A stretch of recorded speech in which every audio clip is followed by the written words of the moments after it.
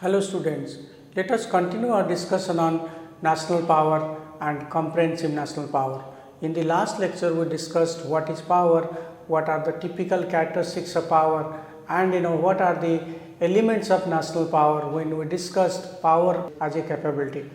In this lecture we will be talking about a new concept called comprehensive national power, and also we will be discussing about what is relative power, structural power, and also talk about how the nature of power is changing and how India as a country emerging as a great power, as a major power in world politics. So we will use India as a test case for understanding the changing nature of power. So let us start with what is called comprehensive national power. Due to the limited number of variables and difficulty in measuring national power, countries like USA, China and India have developed a new concept called comprehensive national power. It is an attempt to quantify and describe those attributes of power that are most accurately portray a country's capability to exert its national will. So the concept of national power is limited because of its limited focus and because it was not in a way it was not measurable because there were so many difficulties in measuring the elements of national power, and that's why nations have developed a new concept called comprehensive national power. Comprehensive national power can be calculated numerically by combining various quantitative indices to create a single number held to measure the power of a nation. So you can measure comprehensive national power, that is the logic. So earlier the national power is not measurable, although some tangible elements could be measured, but some intangible elements they were not measurable. So nowadays countries are particularly talking of CNP or comprehensive national power because it can be measured in a numerical manner. Although there are different factors considered by people to measure comprehensive national power, the most commonly accepted factors are economic resources, human capital, natural resources that includes arable land, access to fresh water, energy sources, critical minerals, etc. Then capital such as domestic investment, foreign direct investment, market capitalization. So these are all coming under the capital factor. Knowledge and technology, including government spending on research and development, the government resources like the current and capital fiscal spending by the government, then military capability and a vast area of international resources. So there are so many factors that is taken into account for measuring a country's comprehensive national power capability. This provides an internal analytical tool for identifying the gaps and boundaries of national power and externally balance the interest of a nation in the international relations. So when you use this new concept of CNP, that helps you to know the gaps in your power position and also balance your interest internationally. One of the first studies for measuring comprehensive index of power was attempted by an American named Ray Klein in 1977. Thereafter, it was modified by the Chinese think tank like the Chinese Academy of Social Sciences and Academy of Military Sciences. In India, the National Security Council Secretariat has also been pushing National Security Index from time to time. So these are the three countries that have basically worked on this CNP, and these three countries are thinking of comprehensive national power as a new kind of analytical device that can help them to measure their own position, their own power position, and think of their national interest accordingly. Now let us think about another vital aspect of power, that is called relative power. So we have already discussed power as capability. So now we will discuss what is this relative power. Most accounts of power portray it as a relationship. In its classic formulation, power can be said to be exercised when A gets B to get something that B would otherwise not do.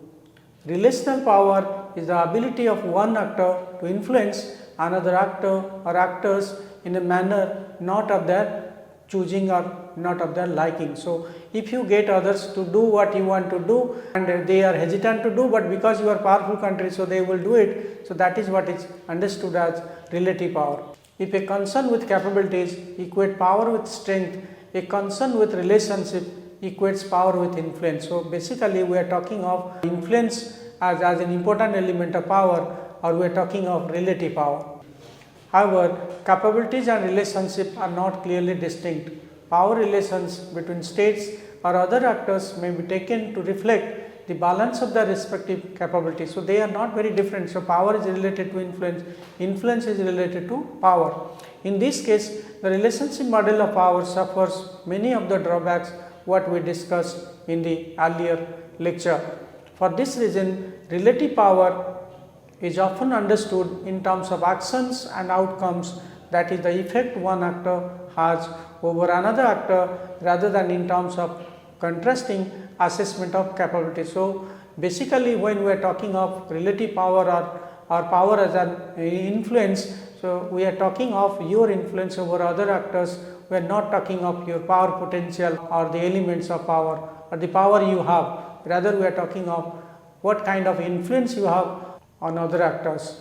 This is particularly the case because power is about perception. States and other actors deal with one another on the basis of calculation of relative power. So, it is basically about perception, how others perceive you, how others support you, or whether others will support you or not. This may mean, for example, the reputation can sustain national power despite its decline in objective terms, or what Nicholas calls it as reputational security, defined as the degree of safety accruing to the nation that proceeds from being known by the citizens of other countries. So, basically if you are supported by the citizens of other countries, particularly in the age of social media, many citizens, they have become netizens, they are more active in the social media, whether they support your policies, whether they do not support your policies, these are all important issues. When India abolished Article 370, there was a lot of protest by Pakistan, and Pakistan wanted to have an emergency session of the OIC, Organization of Islamic Countries, and Saudi Arabia was the chairperson of that OIC in 2019. But because of India's good relationship with many of the countries of West Asia, so Saudi Arabia declined Pakistan's request, and there was a lot of misunderstanding between Pakistan and Saudi Arabia. The point is nowadays citizens have become more effective, you get a lot of support. You must have seen that when the Prime Minister of India visits any other foreign country, how the Indian diaspora, how the people of other countries, they support him, they like him, they love him. So, the point is your policies may be liked by others, may be supported by others. So, that adds to your influence, that adds to your support. Foreign policy decisions may thus be based on underestimates and overestimates of power of other actors, as well as various kinds of misinterpretation and misperception. So, the problem with influence is that you may be understood, you may be misunderstood. So, that is again a challenge for understanding power as influence or relative power. Furthermore, especially in military matters, A may exert influence on B in one of the two ways, either by getting B to do what B would otherwise not do it, that is what is called compellence, and by preventing B from doing what B would otherwise have done it, that is called deterrence. Generally, the former will be riskier and require the use of great resources than the latter. So, the point is compellence is a very risky strategy because you have to force others to do what others are not actually interested to do. This can be seen in the contrast between the 2003 invasion of Iraq to bring about regime change. That was the period when America was compelling Saddam Hussein and Iraq to do something which it was not interested or in which they were not interested. So, that is a kind of compellence. And the previous policy of preventing attacks on the Kurds and Shia Muslims by maintaining no-fly zones, that is an example of policy of deterrence. So, if you look at these two policies, one is in the 2003 invasion of Iraq by America, that was the example of compellence, and the other policy of preventing attacks on the Kurds and Shia Muslims by maintaining no-fly zones, that is an example of deterrence. So, you can better understand relative power either through compellence or through deterrence. Now, let us talk about the third types of power, that is called structural power. Whereas the capabilities and relationship models of power clearly assume the existence of an actor or agent, usually the state. Structural power links the distribution of power to biases within the social structures through which actors relate to one another and make decisions. So, it's as I said, it's a different kind of power, and basically it is related to the structure. The most influential account of structural power was provided by Susan Strange, who defined it as the power to decide how things shall be done, the power to shape frameworks within which states relate to each other and relate to people or relate to corporate enterprises. So, basically this is what is called agenda setting power. This is what is called power to shape things in international politics. Strange further distinguished between four primary power structures. The first is called the knowledge structure, that influences actors' beliefs, ideas and perception. The second is called the financial structure, which control access to credit and investment. The third is called the security structure, which shapes defense and strategic issues. The last is called the production structure, which affects economic development and prosperity. So, these are the four power structures you can understand that influence a great to our understanding of power in international relations. Strange insisted that the same state or states need not dominate each of these structures, but rather their structural power may vary across the structure. So, it is not necessary that you are dominant in all the four areas, rather you may be dominant in knowledge structure, you may be dominant in financial structure, maybe in the security structure. So, it is not necessary. Ideally, a nation, a superpower can have dominance in all the four areas, but not necessarily that in all nations can be dominant in all the areas of power, all the areas of structural power. This analysis of power provides an alternative to state centrism and highlights the importance of growing role played by regimes and international organizations. So, you will understand that this structural power refers basically to the power of different regimes like the non-proliferation treaty, the CTBT, the nuclear supplier group, the missile technology control regime. So, there are so many regimes that actually have a great role in understanding the power of a particular country and also the international organization. They have become so powerful nowadays. So, the point is you will understand power not just as a capability, not as a kind of influence, rather structural power is also important for when we talk about national power. Nevertheless, structural power operates along with relational power, providing an alternative way of explaining how outcomes are decided. So, the point is you have structural power, you have relative power, but that does not mean they are different from each other, rather they are closely related, and their close relationship should be understood for understanding the role of power in international politics. The issue of structural power has also clearly demonstrated that how questions about the nature of power are closely linked to debates about the shape of world order. So, this kind of structural power that gives us an idea about the debate on the nature of world order, whether it is dominated by one superpower, whether it is a bipolar world between United States and China, or it is a multipolar world where there are multiple centers of power. So, in a way structural power also gives us a good understanding of a state's relative power position in the international politics or international hierarchy. Now, let us discuss about the changing nature of power. Recent debates about the changing nature of power reflects less on the emergence of conceptually new forms of power and more on the changing mechanisms through which relational power is exercised. So, it is not about how the elements of our power have changed, rather it is talking about changing mechanisms through which relational power is exercised. Two shifts in this respect have attracted the attention of international relations scholars. The first is the general shift from military power to economic power. Military power is the traditional currency of world politics. We have seen that in case of realist theories, how they have given particular emphasis on military power, because in their view, international system is structured above all by security and survival. So, we have seen the realist theory, how they are giving too much emphasis on military power, because they think that military power is vital for state security and survival.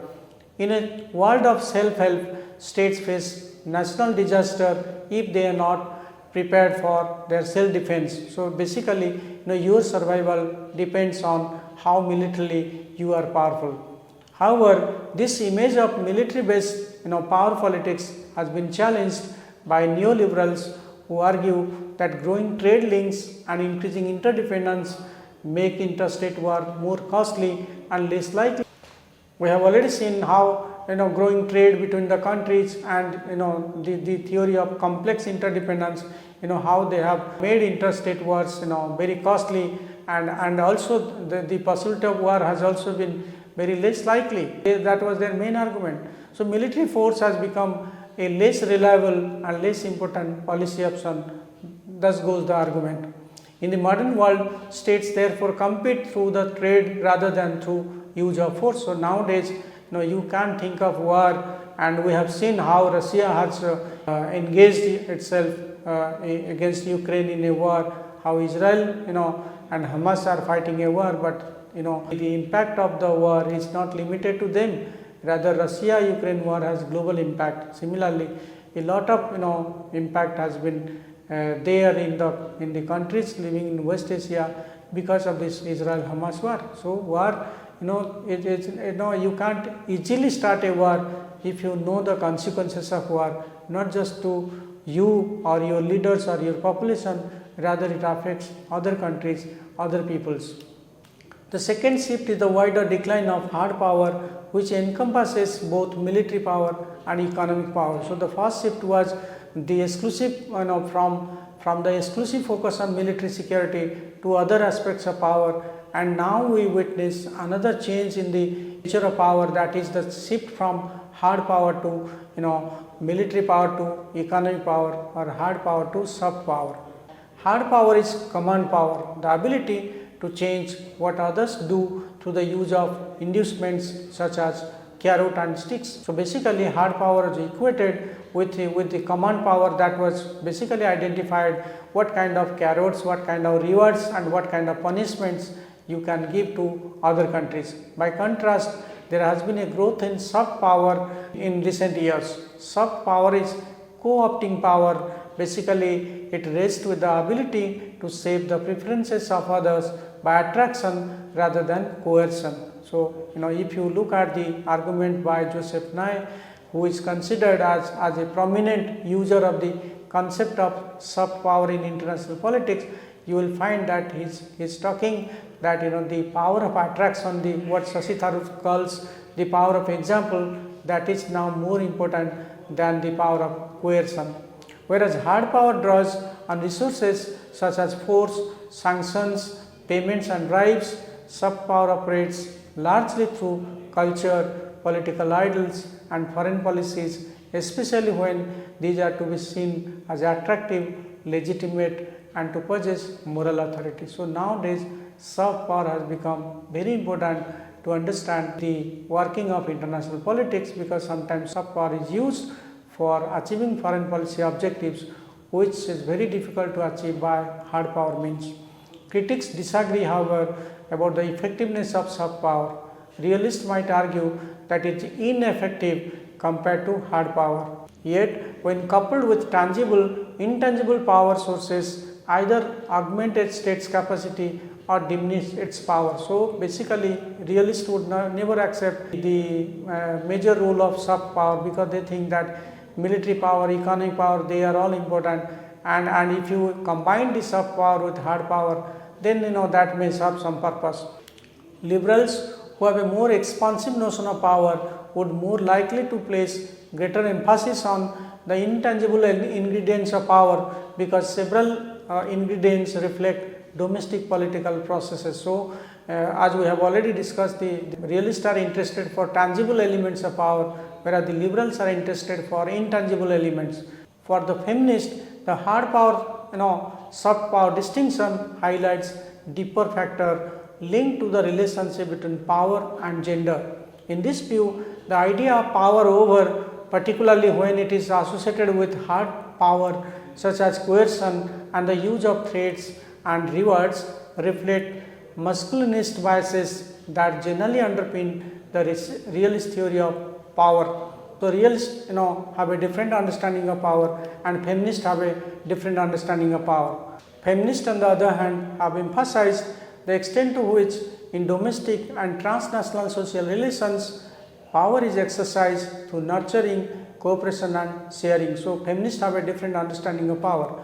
Instead of conflictual and capacity conception of power, this suggests the alternative notion of power in collaboration or power with. So particularly the feminists, they are concerned with power with rather than power over. So that was the main point of distinction or main point of departure between the feminist and the realist.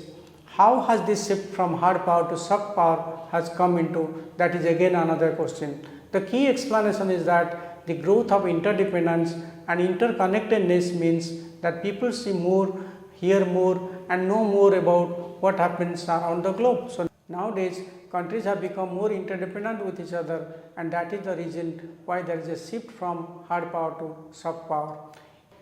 Increasing cross-border flows of images, information and ideas make it easier for the people to form judgments about the culture and values of other states as well as about foreign and domestic policies of their own government. As I said, because of social media, because of the active participation of citizens in the foreign policy, they have developed an interest about the culture and values of other countries, and also sometimes they may support or criticize the foreign policy and domestic policies of their own government. This trend is also aided by generally improving literacy levels and educational standards worldwide, and by the spread of democracy, particularly as democratic systems operate largely through soft power mechanisms such as the personalities of leaders, images, values of a political party, so on. So the point is, nowadays more and more countries have become interdependent, they have become more and more democratic, and that is the reason the citizens are playing an active role in foreign policy, and that is how there is a shift from hard power to soft power. In such circumstances, a state's use of hard power strategies may risk and loss of hearts and minds. For example, the Bush administration's approach to the war on terror and particularly the 2003 invasion of Iraq may have counterproductive in that sense that it increased increasing anti-Americanism across the Arab world and wider Muslim world, particularly fueling support for terrorism. It is noticeable that in 2009 the Obama administration had placed much greater emphasis on the use of soft power strategies. So nowadays, if you want to win a war, you have to win the hearts and minds of the people, not through coercion, not through violence. In most circumstances, however, hard power and soft power operates in tandem. That means they operate together, they operate simultaneously. Success involves using various forms of state power. Nye calls it as the smart power. The combination of the hard power of coercion and payment with the soft power of persuasion and attraction, the appropriate combination depending on the context. So if you combine both the hard power and soft power, that is what is called smart power by Joseph Nye. So the point is, nowadays because of all the changes we have already discussed, state can't depend either on soft power or on hard power. Rather, you need the combination, a right kind of combination of hard power and soft power to achieve your foreign policy objective. There are nevertheless some examples of soft power that operates in the absence of hard power, such as the Vatican City, Dalai Lama and Norway. You must have seen how the Pope has become important, how Dalai Lama has worldwide supporters, how Norway has played a kind of peacemaker in the conflict between the Tamils and Sri Lankan government in finding a solution to the ethnic problem in Sri Lanka. So the point is, nature of power is changing. So we should basically focus on this shift from hard power to soft power and soft power to hard power again, and the combination of hard and soft power, which is called smart power. Now let us quickly discuss India as a test case of smart power. A Polish scholar called Patrick Kugel, in his book India's Soft Power, a New Foreign Policy Strategy, mentions how post-independent India began its journey as a soft power, and it is the 1962 India-China war that compelled the country to strengthen its hard power position and speed up its military capability. So, India basically focused in the early years of independence, it basically focused on soft power, but it then moved to hard power when it realized that without the hard power it cannot achieve its foreign policy, or it can even be defeated by other countries. India's decision to remain non-aligned despite being a pluralistic but post-cultural democracy, mediator role in the Korean peninsula, asylum to the Tibetan spiritual guru called Dalai Lama, principled boycott of South Africa for its racist apartheid policies, all won her respect from post-colonial countries across Africa, Asia and Latin America. In 1971, despite strong opposition from the USA and the United Nations, India created international acceptability for its intervention in East Pakistan, resulting in Bangladesh, by calling attention to the morality of its actions. So that was purely based on India's campaign and India's credibility for highlighting the issue of refugees, highlighting the issues of the Bengali Muslims in the East Pakistan, which resulted in the formation of Bangladesh as a separate and independent country in 1971. In 1974 and 98, India demonstrated its nuclear capability, and in 1983 it started its what is called integrated ballistic missile development program. In recent years, Indian leaders have increasingly focused on diaspora, multicultural ethos, Bollywood, cuisine, literature and its unseen practices like yoga, Ayurveda, democratic ethos through official campaigns and foreign visits. Since Modi came to power in 2014, there has been an increased activism to draw attention to and employ India's smart power, combination of, as I said, combination of both hard power and soft power, which can be evident from the United Nations declaring 21st of June as International Yoga Day, India's vaccine Maitri policy, G20 New Delhi summit as an example of its soft power diplomacy. And also the surgical strike against Pakistan in 2016, resistance to China's bullying resulting in a military standoff in Ladakh as hard power examples. So that shows a country which was considered as a snake charming country some 75 years ago is now considered as a great power, and it has made great strides from its sole emphasis on soft power to hard power, and now it is combining both the hard power and soft power to exercise it as a smart power to achieve its foreign policy objectives. So, thank you very much for your hearing. We would continue with another discussion. So, till then, thank you.